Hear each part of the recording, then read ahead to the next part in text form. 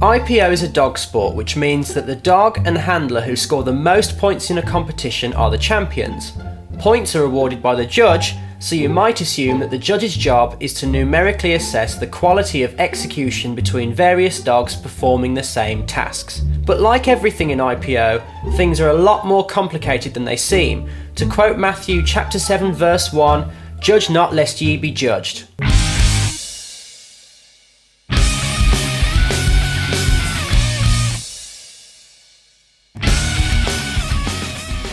On the 22nd of March 2014, the GSDL Working Dog Group invited Heiko Gruber, Bundesliga competitor, SV press officer and top SV judge, to coach new potential candidates who are qualified and interested in becoming an IPO judge for the GSDL in the UK or even an international judge for the SV. You might expect, for a seminar about becoming an IPO judge, long lectures going through every exercise in the rulebook or testing apprentices' judgment through extensive video analysis. But the job description for an SV judge is much broader than just filling score sheets and giving out trophies. It is the responsibility of the judge, more than anyone else, to promote and maintain the quality of the breed. While breeders are always creating new generations of dogs, judges are shaping and guiding their evolution by assessing the value of certain traits. Judges are also seen as the face of dog sport and are encouraged to have excellent public relations as well as detailed knowledge of not just the rules and mechanics of dog sport,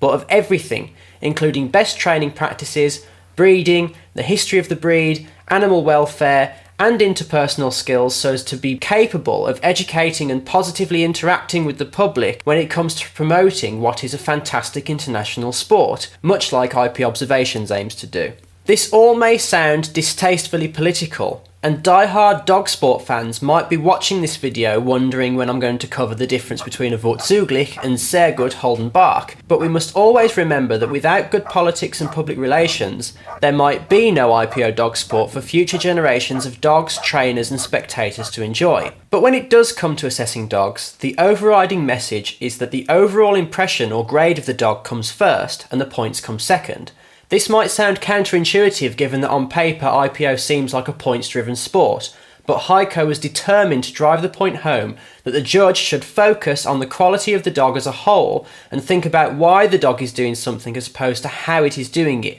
A judge should always be aware of the dog's state of mind and look for what he calls the dream team of harmony between a strong, confident dog and its handler. Before the seminar, I imagine that the judge is totting up points as they go, doing complicated mathematical calculations in their head during each individual exercise. But in reality, they are simply forming an impression of each exercise, grading it from highest excellent to lowest insufficient or even disqualification, and jotting down a few descriptive notes so as to justify their grading and give constructive feedback to the handler during the critique. The total point score comes at the very end of the whole process, and while a competition can be decided by a single point difference between two dogs, from now on, I'm definitely going to be more aware of the grading than the numbers. Any sport that relies on the subjective opinion of a judge for the outcome of its winners and losers is always going to come under intense scrutiny.